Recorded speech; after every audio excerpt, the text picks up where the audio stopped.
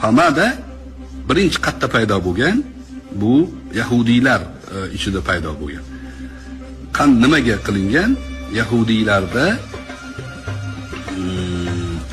ayol agar uzrli bo'lsa, uni najas deb e'tibor qilingan.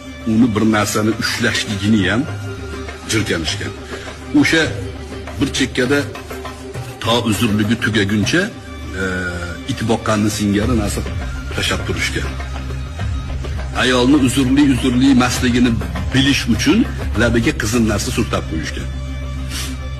Bu ham bitta ya'ni hodisa, tarixda bo'lgan hodisalardan o'sha sabab bo'lgan. Hozir